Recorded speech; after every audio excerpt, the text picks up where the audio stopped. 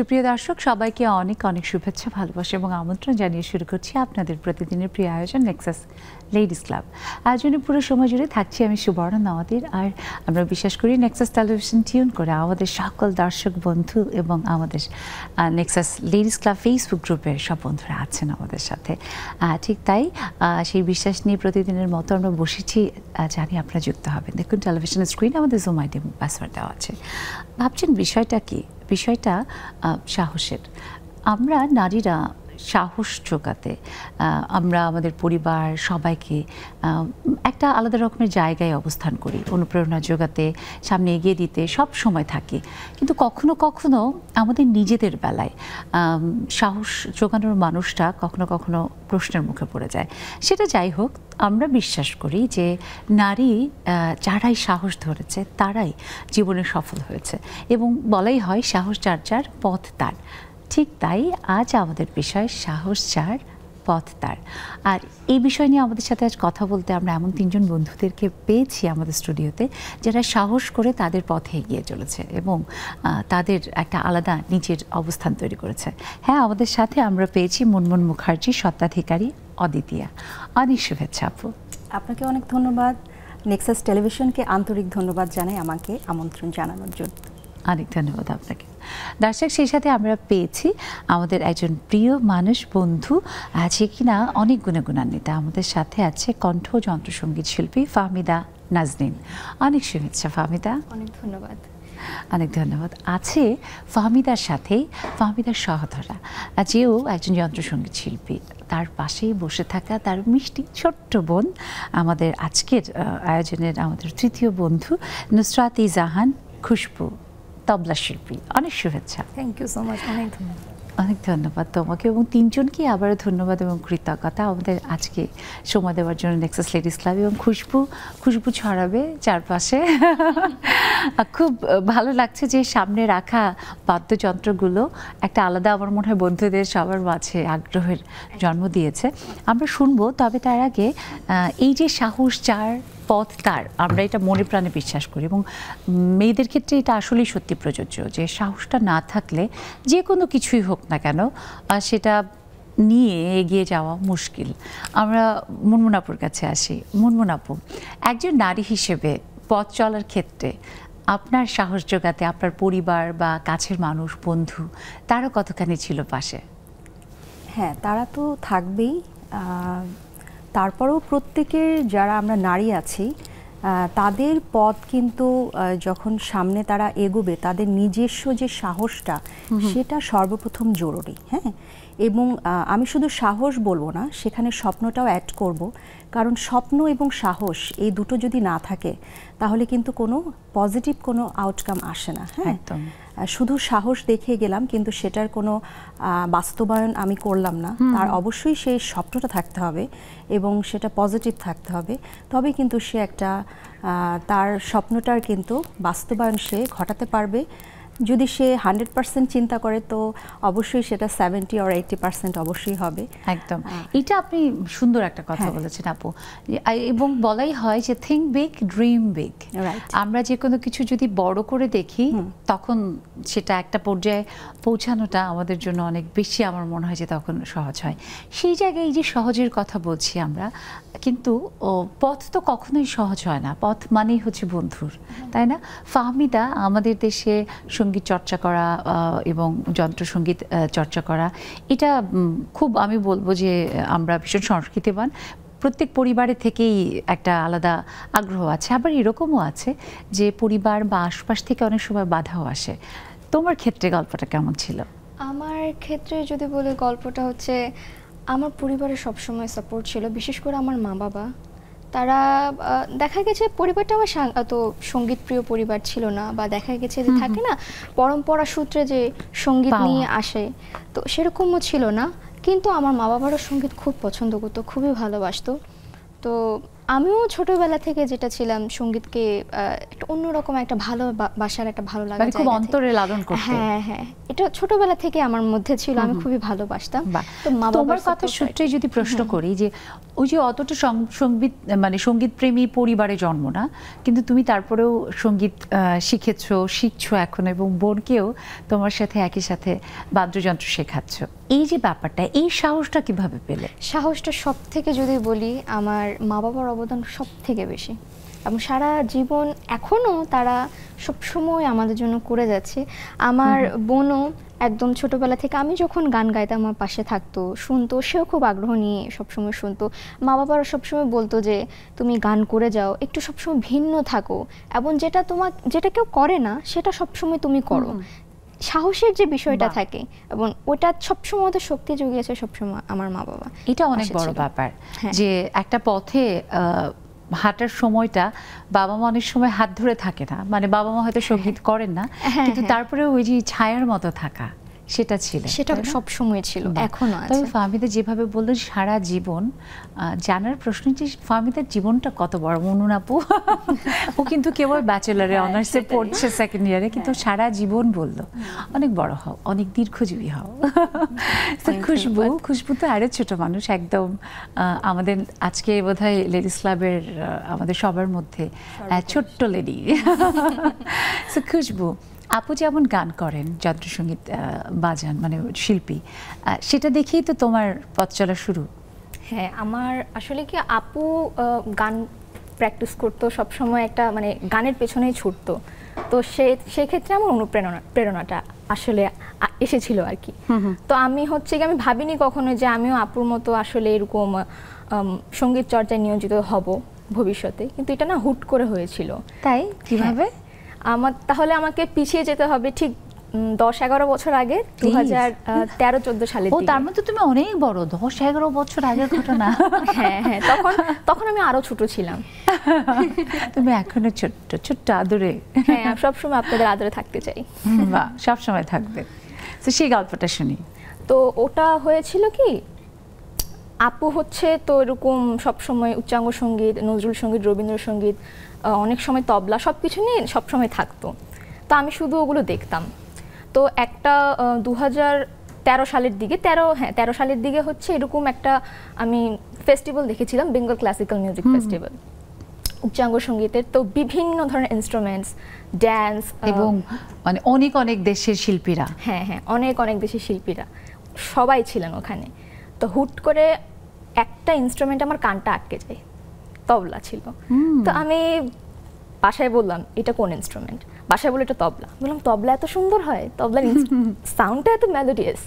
তারপর আমি ইউটিউবে সার্চ করলাম, দেখলাম অনেক সুন্দর সুন্দর ভিডিওস আছে, তো অনেক গুরুজিরা আসলে বাজাচ্ছেন, এবং সেখানে নিশ্চয়ই শ্রদ্ধা জাকির হোসেনের, হ্যাঁ একদম, মানে উস্তাদ জাকির হোসেন, যিনি এখন আর পৃথিবীতে নেই, সত্যই উনি প্রয়াত হয়েছেন, আমরা শ্রদ্ধা জানাই।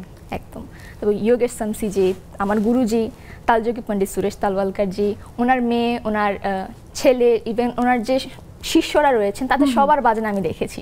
তো আমি খুবই অবাক হতাম যে এই মানুষগুলো বাজাচ্ছে, কত সুন্দর করে বাজাচ্ছে, আমি যদি পারতাম। তারপর হুট করে একদিন বেঙ্গল ফাউন্ডেশন থেকে একটা সার্কুলার ছাড়লো, ওখানে লেখা হলো যে এরকম অডিশন হবে, যারা ক্লাসিক্যাল শিখতে চায় গুরুদের কাছে তারা অডিশন দিতে পারবে।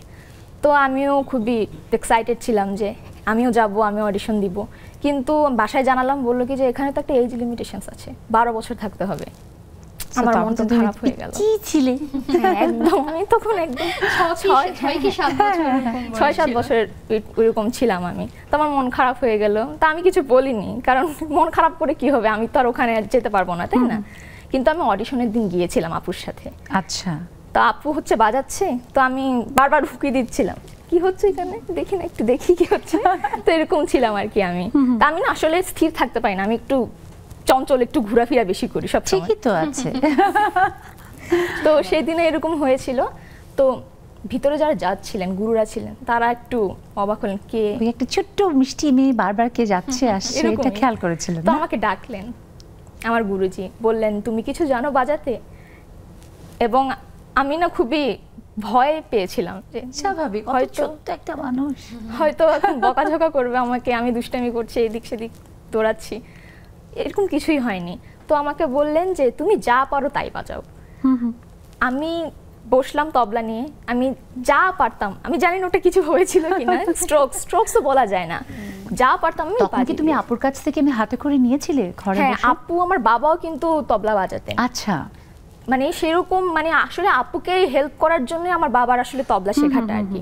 তো বাবাকে দেখতাম বাজাতো, তো আপু তুমি সঙ্গত করতে মাঝে মধ্যে? না, আমি সঙ্গত করতাম না, বাবা করতেন। আচ্ছা, তো ওরকম দেখতে দেখতে আসলে আমি অনেক কিছু দেখলাম, কিভাবে স্ট্রোকস হয়, কি হয় না হয়, সব কিছু দেখলাম। তো আমি বাজিয়েছিলাম, জানি না ওটা হয়েছিল কিনা। তো শোনার পরে গুরুজি বললেন যে তুমি আমার ক্লাসে বসে থাকবে, তুমি শুধু আমার ক্লাসে বসে থাকবে। তারপরে এটা বেঙ্গল শিল্পালয়ের জন্য একটা বোধহয় প্রথম একটা কোনো আনইউজুয়াল একটা ঘটনা, তাই না? যে একজন যার কিনা বয়স একদম 5-6 বছর ঠিকঠাক বসার মতো হয়নি তবলা নিয়ে, এরকম কিন্তু মানে আমার যে আমার থেকে তবলাটা হাইটটা ভালো ছিল। তো ওরকম করে গিয়ে আমার যাত্রাটা শুরু হয়। তো 1 মাস আমি বসেছিলাম, তারপরের মাসে গুরুজি যখন আসলেন তখন বললেন যে তুমি ক্লাসে বসো তবলা নিয়ে। তো তখন থেকে গিয়ে আমি বাজাচ্ছি।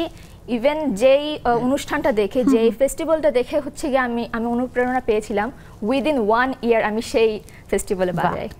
এইটা অনেক বড় অর্জন জীবনের। মানুষটি ছোট্ট হলে কি হবে, অর্জন কিন্তু অনেক বড়, এবং এইভাবে এই অর্জনগুলো কিন্তু আমাদের জীবনে অনেক বেশি সাহস যোগায়। তোমারটা দেখে হয়তো আরও 10 জন এভাবে সাহস পাবে। সত্যি খুব ভালো লাগছে, শুনবো আমরা অনেক কিছু। একটা ছোট্ট বিরতির সময় হয়েছে। দর্শক, এই যে আমাদের বন্ধুদের কথা শুনছি, আমরা জানি আপনাদের অনেকেই ভীষণভাবে অনুপ্রাণিত করেছে। এক একজনের গল্প আমাদের এক এক রকম, কিন্তু সেই পথটা কিন্তু সাহসের ব্যাপারটা সবার এক। আমরা ফিরবো এই সব দারুণ কথা শুনতে। আপনারা থাকবেন আমাদের সাথে নেক্সাস লেডিস ক্লাবে।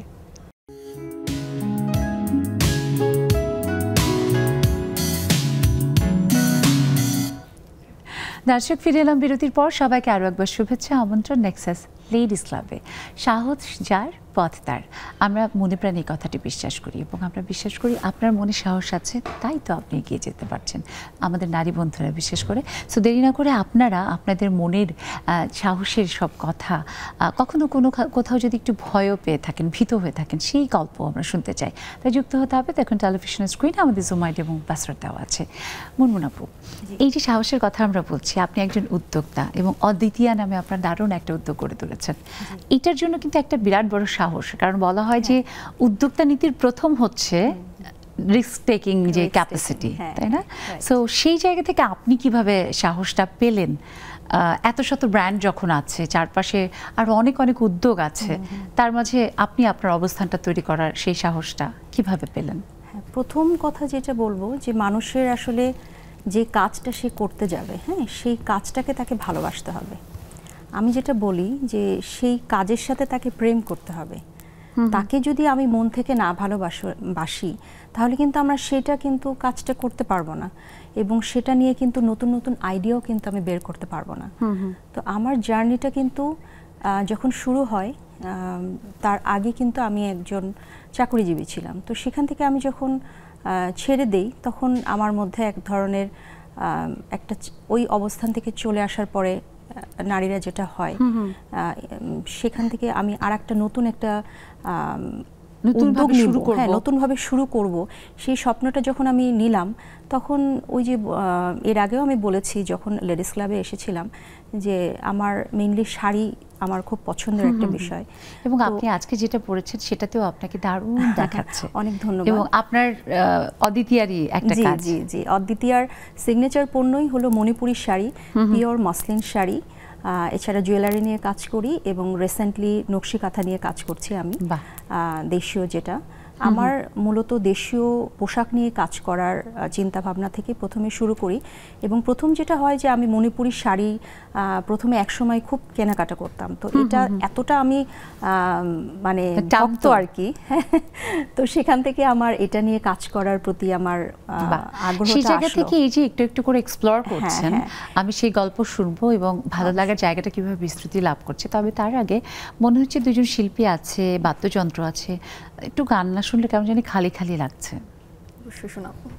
সো দুজনের একটা দারুণ সঙ্গতে আমরা একটা আমাদের সময়টাকে আরো রঙিন করব। দেশের এই এখন সিচুয়েশনটা হচ্ছে খুবই খারাপ, খুবই কি বলবো আর কি আনএক্সপেক্টেড আর কি একদম। তো সেজন্য আর কি আমি একটা সেটা স্মরণ করে আর কি গান গাইছে, আমার স্বাদ না মিটেল, চেষ্টা করছি। হালকা স্ট্রোক করো।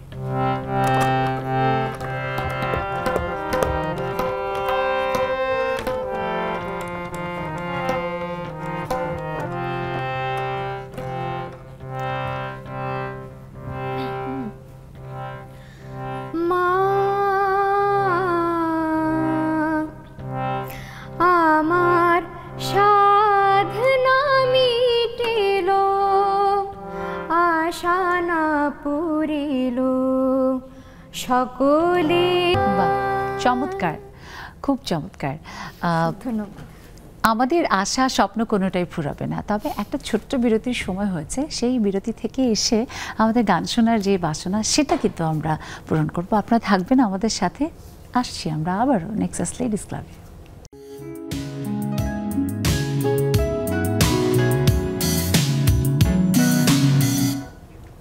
দর্শক, বিরতির পর সবাইকে আরো একবার শুভেচ্ছা আমন্ত্রণ জানাই নেক্সাস লেডিস ক্লাবে। আজ আমরা সাহস যার পথ তার, অর্থাৎ যারা সাহস করে এগিয়ে যায় তারাই কিন্তু পথে জয়ী হয় এবং অন্যদেরকে পথ দেখায়। আমরা বিশ্বাস করি যে আমাদের বন্ধুরা, আমাদের নারী বন্ধুরা ভীষণ সাহসী, তারা এগিয়ে যাচ্ছে এবং বাংলাদেশকে বিশ্বের বুকে দারুণ একটা উচ্চতায় তুলে ধরছে। এটা আমাদের জন্য ভীষণ সম্মানের। যত বাধা বিঘ্নই আসুক না কেন, নারীকে যতভাবে আটকাতে চেষ্টা করা হোক না কেন, নারী ঠিক সব কিছু ফেরে ফুড়ে এগিয়ে যাবে। আপনাদের সেই ভাবনার গল্পগুলো আমরা শুনতে চাই। যুক্ত হতে হবে। দেখুন টেলিভিশন স্ক্রিনে আমাদের জুম আইডি এবং পাসওয়ার্ড দেওয়া আছে। আর শুনছি তখন গান শুনলাম এবং যেমন মুনমুন আপুর গল্পটি শুনলাম, খুব ভালো লাগছে। মুনমুন আপু, এই যে বাংলার শাড়ি এবং নারী বাংলার মিলেমিশে এক, যেটা আসলে একেবারে অবিচ্ছেদ্য, সেটা আপনি খুব দারুণভাবে বুঝেছেন। নিজেও শাড়ি পরতে পছন্দ করেন এবং সেখান থেকেই শাড়ি নিয়ে কাজ করছেন। একদিকে মণিপুরি, আবার আরেকদিকে হচ্ছে সিল্কের, র সিল্কের ওপরে বিভিন্ন রকমের মাসলিন এমব্রয়ডারির ওপরে কাজ করছেন। তো এই যে ব্যাপারগুলো, সেটা করার সময় আপনার সাথে যারা কাজ করেন, সেই মূল যারা শিল্পী বলি বা কারিগর, তারা কি নারী না পুরুষ বা মিক্সড? ওকে, তারা দুই, নারীও এবং পুরুষও, বেশিরভাগ নারী। হ্যাঁ, যেটা হয় যে এই ধরনের কাজগুলো নারীরাই বেশি করে থাকে। এবং আমি যেহেতু সরাসরি তাঁতিদের সাথে কাজ করি, মণিপুরি শাড়ির ক্ষেত্রে বলছি, তারা সেভাবে আমার রিকোয়ারমেন্ট অনুযায়ী তারা সেভাবে করে।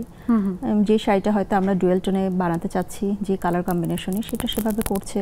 হয়তো ডিজাইনটা তখন একটু আলাদা হয়ে যায়। মণিপুরি শাড়ির অরিজিনাল মণিপুরি যেগুলো, সেগুলো যেটা হয় যে সেম ডিজাইনটা হয় না, একই রকমের ডিজাইন অনেকগুলো শাড়ি পাওয়া যায়। শাড়ি সেগুলো আসলে ইউনিক হয়, ইউনিক হয়, রাইট। হ্যাঁ, আর একটু হাই রেঞ্জের মধ্যে যখন যাওয়া যায় তখন সেটা ওই ওয়ান পিস করেই হয়। হ্যাঁ, আর যত একটু রেঞ্জটা বেশি হয় তখন কাজগুলো আরো সূক্ষ্ম হয়, দেখতে অনেক বেশি সুন্দর লাগে সেগুলো। হ্যাঁ, তো আমি দেশি শাড়ি নিয়ে কাজ করতে গিয়ে যেটা বুঝেছি যে এটার যে সৌন্দর্য, আসলে আমাদের দেশে যে এত একটা রত্ন আছে। হ্যাঁ, এগুলো একটা রত্ন, ছোট্ট একটা দেশ কিন্তু অনেক বৈচিত্র্য রয়েছে আমাদের। এখানে যে আমাদের কত রিসোর্স আছে এবং সেগুলো আমরা যে সেগুলোকে কিভাবে সুন্দর করে কাজে লাগাতে পারি, এবং এখানে কিন্তু আমরা অনেক ধরনের বিজনেস করতে পারি। হ্যাঁ, নারীরা যে বিজনেসের কথা বলছেন, আমরা জানি যে আজকাল অনেক আমাদের নারীরাই উদ্যোক্তা হয়ে কাজ করছে, কিন্তু আমরা দেখি যে উদ্যোক্তা বলতে যা বোঝায়, যেমন আপনি একদম মণিপুরি আমাদের দেশীয় একটা শিল্প, সেটাকে আপনি তুলে ধরতে চেষ্টা করছেন এবং তাঁতির সাথে আপনার পছন্দ বা আপনার যে শিল্প মন, সেখানে সেটা যোগ করে ভাবনাটাকে আপনি করছেন। তো অনেকেই আছে যে আশ্রিত বিদেশি বিভিন্ন পণ্য এনে বিক্রি করছে। হ্যাঁ, বিভিন্ন আমি যেটা বললাম যে আপনাকে কাজটাকে ভালোবাসতে হবে। কাজের সাথে আপনার যদি ভালোবাসা না থাকে, সেটা তো সামনে কখনোই এগোবে না, তাই না? তাই এই জায়গাটাই বলতেই হবে যে সাহসটা অনেক বড় ব্যাপার।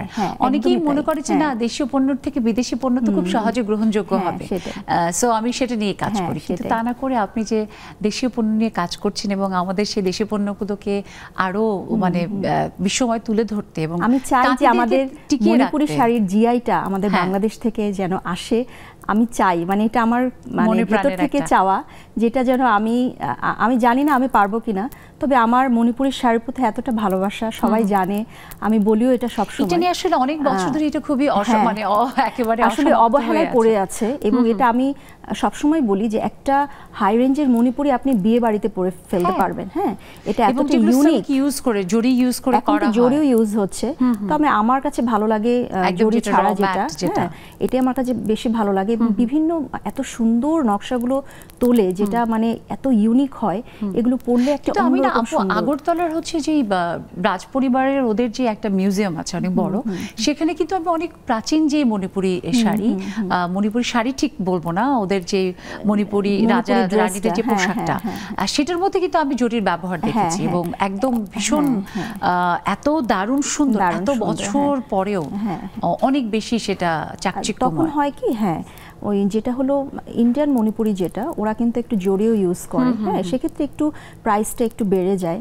রাইট। তো এখন সবাই হয়তো সেটা স্বাচ্ছন্দ্য বোধ করতে নাও পারে, কিন্তু এমনিতে আপামর জনসাধারণ হ্যাঁ, যেটা, হ্যাঁ, সেটা যেটা সবসময় ছিল খুব যে ওই যে ম্যাটমেটে যেই একদম তাঁতের যেটা, তাঁতের সেটা যেটা, হ্যাঁ। অনেক আপু মানে ভালো লাগছে আপনার যে আপনি খুব ভালোবেসে কাজটা করছেন এবং এটা খুবই অমীমাংসিত একটা অনেক দিন ধরে হয়ে আছে যে মণিপুরি মূল আসলে তাঁতটা কাদের, ভারতীয়দের নাকি বাংলাদেশিদের? আমরা যেন সেটা চামদানির মতো আমরা যেন মণিপুরি শাড়ির এবং টাঙ্গাইল শাড়িও, আমাদের টাঙ্গাইল আছে সিল্ক, এগুলো তো আমাদের জিওগ্রাফিক্যাল ইন্ডিকেশন আমরা পেয়েছি, এটা যেন পাই। আপনারা যারা কাজ করছেন তারাই কিন্তু এটা করতে পারেন আরো বেশি, সো সেই প্রচেষ্টা চালিয়ে যাবেন। আমি মনে প্রাণে বিশ্বাস করি এবং জানি না, সেটাই বললাম যে আমি কখনো পারবো কিনা, তবে এটা আমার ইচ্ছা আছে, সাহস করে এটা আমার ইচ্ছা আছে, বারবার চেষ্টা চালিয়ে গেলে কিন্তু নিশ্চয়ই আমরা সেটা অর্জন করব। সো আমরা আসি ফাহমিদার কাছে। ফাহমিদা, এই যে আপু যেমন দারুণভাবে তার ইউনিক যে ভাবনা সেটা নিয়ে কাজ করছে, তুমিও এখনকার সময়ের মেয়ে হয়ে আমরা জানি যখন ম্যাক্সিমামে খুব এক ধরনের ফেমের পিছনে ছুটছে, নিজে অল্প কিছু পারলেও, আমি ছোট করে বলছি না, কিন্তু দেখি আমরা যে হয়তো তেমন সঙ্গীত তো গুরুমুখী বিদ্যা, কিন্তু সেই শিক্ষা বা গুরুর কাছে থেকে নেওয়া বিদ্যা না থাকার পরেও একটা গান দিয়ে ভাইরাল হয়ে যাচ্ছে, কিন্তু সেই জায়গায় তুমি ভীষণভাবে মানে শাস্ত্রীয় সঙ্গীতটা শিখে চর্চা করছো এবং কণ্ঠটাকে ওইভাবে তৈরি করেছো, এটা কিভাবে ঘটলো? আমি তো ছোটবেলা থেকেই বলতে গেলে সঙ্গীত নিজের কাছে লালন করেছি, শিখছি। গানটা ছিল, আমি 11 বছর হয়ে গেছে তবলাটাও বাজাচ্ছি, তবলার সাথেও জড়িত আছি। তো আমি যেটা বলবো যে মেয়েদের ক্ষেত্রে সবথেকে বেশি যে জিনিসটা এখন দরকার, সবথেকে বেশি ইউনিক কিছু করো। সবাই যেটা করে সেটা আমার মনে হয় না এটা সবার করা উচিত, ইউনিক কিছু করা, এবং সেটা যাই করুক না কেন খুব যত্ন সহকারে করা, মনোযোগ সহকারে এবং পরিশ্রম দিয়ে করা। তো আমি যদি বলি, আমি তবলা শিখেছি, তবলা মেয়েদের ভিতরে থাকে, তবে হ্যাঁ, মেয়েদের ক্ষেত্রে তবলা বাজানোটা এটা বাংলাদেশে নেই।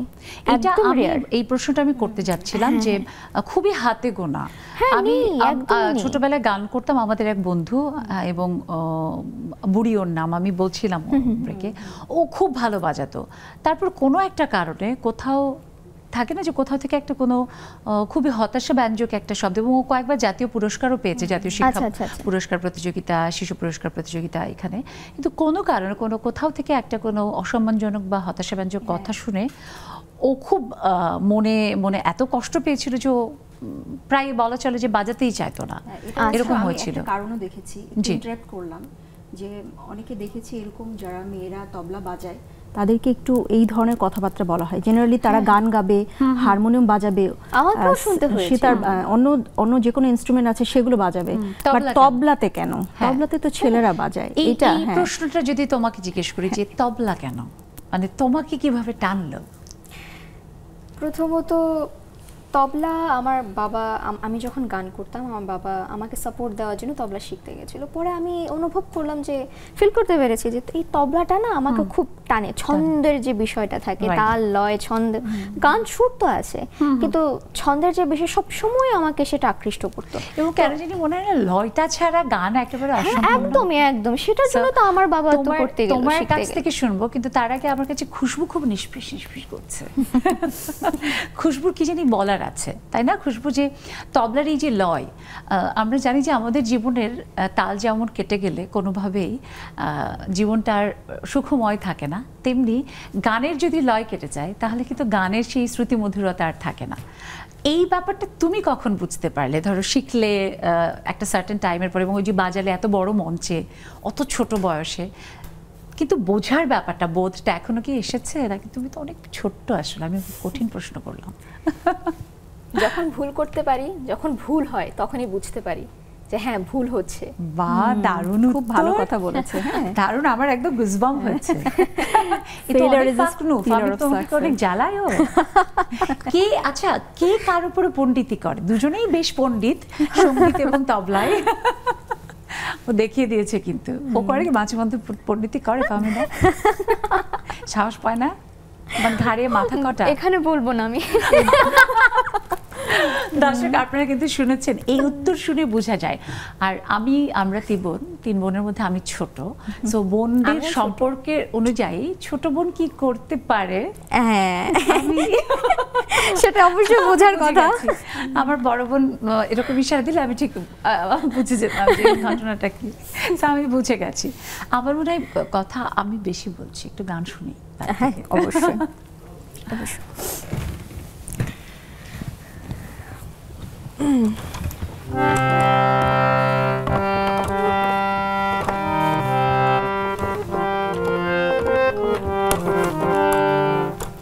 এখন যে গানটা, লিরিক্সটা খুবই সুন্দর, আমার খুবই পছন্দের। আশা করছি আপনাদের সকলের ভালো লাগবে লিরিক্সটা শুনে।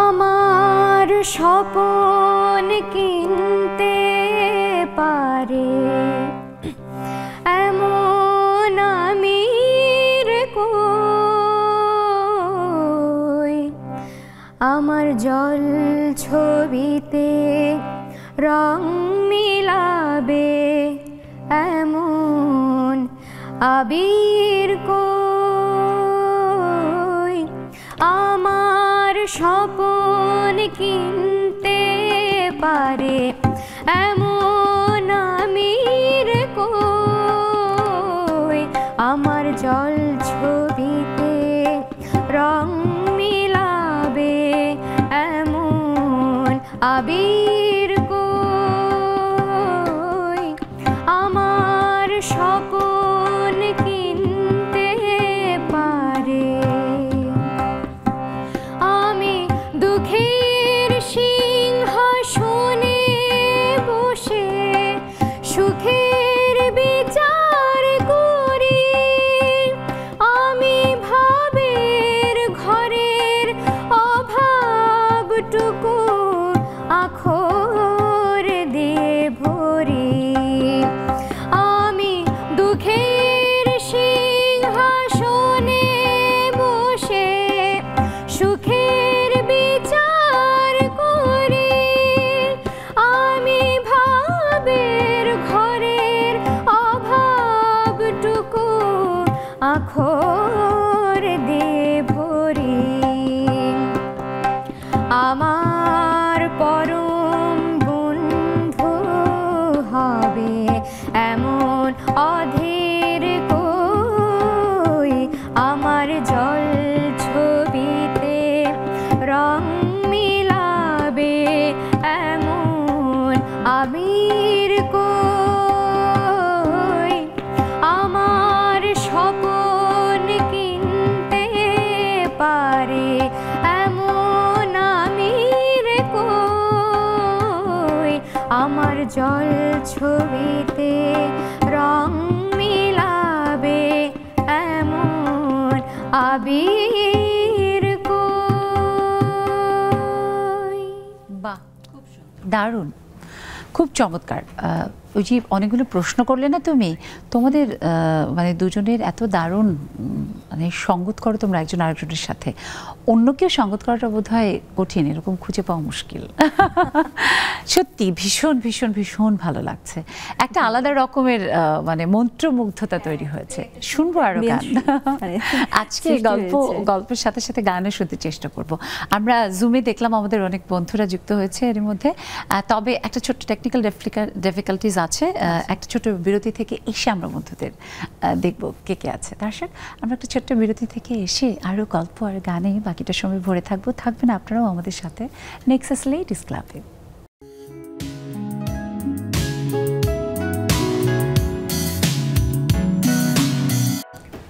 দর্শক, আরও একবার সবাইকে শুভেচ্ছা, আমন্ত্রণ নেক্সাস লেডিস ক্লাবে। আমরা আজ বন্ধুদের কাছ থেকে শুনছি তাদের জীবনে এগিয়ে যাওয়ার গল্প এবং কিভাবে বুকে সাহস নিয়ে তারা তাদের পথটা আবিষ্কার করেছে। জানি আপনারাও আপনাদের জীবনে সামনে এগিয়ে যাচ্ছেন যে পথে ভীষণ সাহসের সাথে। সেই গল্প আমাদেরকে অবশ্যই আপনাদের ভাবনা এবং গল্প শুনিয়ে অনুপ্রাণিত করবেন, তাই যুক্ত হবেন। দেখুন টেলিভিশনের স্ক্রিনে আমাদের জুম আইডি এবং পাসওয়ার্ড দেওয়া আছে। আর এর মধ্যেই যে বন্ধুরা আছে, আমাদের গানের পাখি রুমি আপু, হাসিনা আপু যুক্ত হয়েছে, আমাদের প্রিয় মিষ্টি আপু, ইভা ফারহানা, নার্গিস আপু, এবং দেখতে পাচ্ছি রেবেকা কবির আপু যুক্ত হয়েছে। সবাইকে অনেক শুভেচ্ছা, অনেক ভালোবাসা। রুমি আপুর কাছে আসি। রুমি আপু, মাইকটা আনমিউট করো প্লিজ। করেছি আপু। তুমি তো আমাদের গানের পাখি, আজকে আরো দুটো গানের পাখি আছে, একজন গান গাচ্ছে আর একজন তবলা। কেমন লাগছে তোমার? আমার খুবই ভালো লাগছে, ওদের গান শুনতেই ঢুকেছি। আর একটা বিষয় যেটা আমাকে খুব মনটা আনন্দে ভরে দিল, ওই যে আমাদের ছোট্ট বন্ধু আজকে মঞ্চের, ও যে বলছিল না যে বেঙ্গলের প্রোগ্রামে গেছি আমি, আমার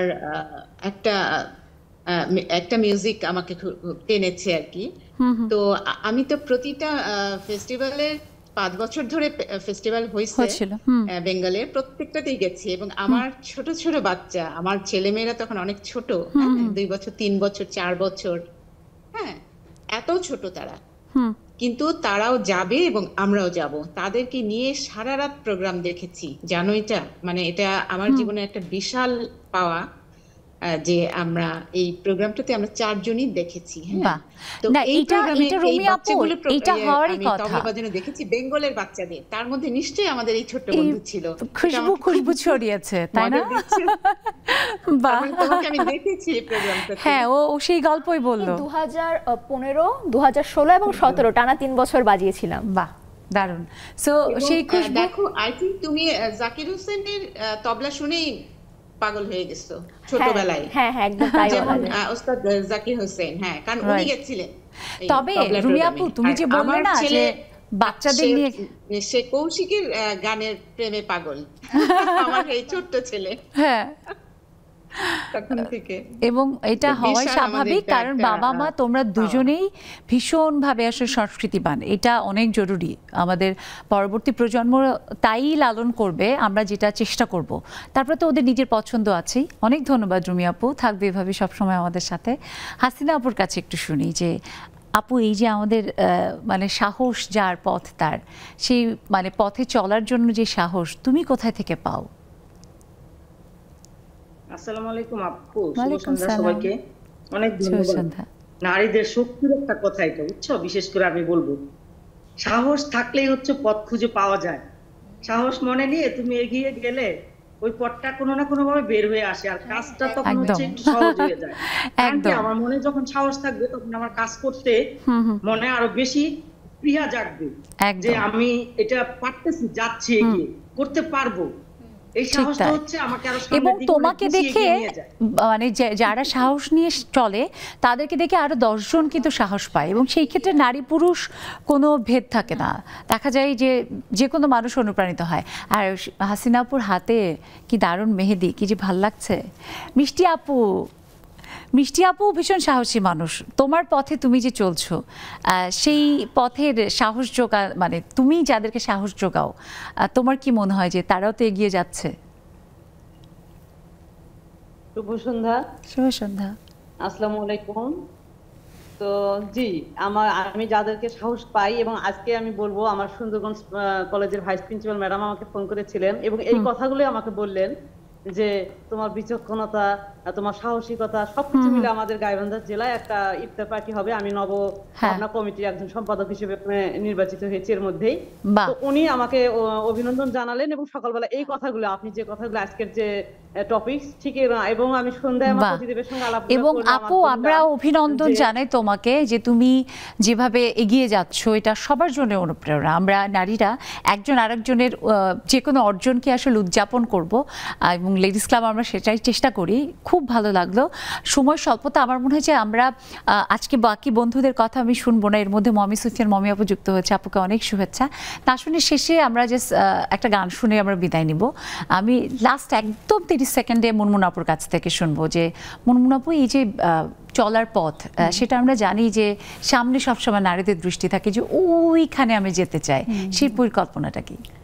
সে আসলে মানুষ তো চলার পথ কিন্তু সবসময় কণ্টকৃতই হবে। হ্যাঁ, আমাদের পথে অনেক কাটা থাকবে, কিন্তু আমি সেটা কিভাবে সরিয়ে সামনে যাব সেটার জন্য আমাকে পজিটিভ একটা মাইন্ড সেট করতে হবে। এবং আমি যেটা বলি যে ব্রেইনকে নার্চার করতে হবে। আমরা যেরকম আমাদের দেহকে যাতে সুন্দর লাগে, চেহারাটা সুন্দর লাগে, সেটার জন্য কিন্তু আমরা তার টেক কেয়ার করি। হ্যাঁ, রাইট। আমরা ক্লিন থাকি, আমরা রেগুলার আমরা মানে হেয়ারটা কম করছি। হ্যাঁ, ঠিক আমাদের ব্রেইনটাকেও কিন্তু নার্চার করার জন্য তাকেও কিন্তু ফুড দিতে হবে। ভালো চিন্তা, এটা বলাই হয় যে আমি যা ভাববো সেটাই কিন্তু আমার সাথে ঘটবে।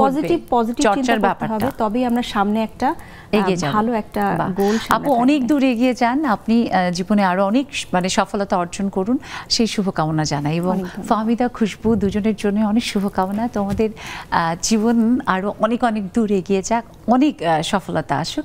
একটা মানে তোমাদের গান শুনতে শুনতে আমরা বিদায় নিব, তবে তার আগে আমি একটু দর্শকের কাছ থেকে বিদায় নিয়ে আসি। দর্শক, আমরা আজ বন্ধুদের নিয়ে বসেছি, আমাদের জুমে যুক্ত হওয়া বন্ধু। এই গল্প আসলে শেষ হওয়ার না, কিন্তু সময় বলছে যেতে হবে, তাই আজকে শেষ করছি। কাল আবার ফিরবো নেক্সাস লেডিস ক্লাবের আয়োজন নিয়ে। আপনারা আমাদের সাথেই থাকবেন সব সময় নেক্সাস টেলিভিশনের সব আয়োজনের সাথে।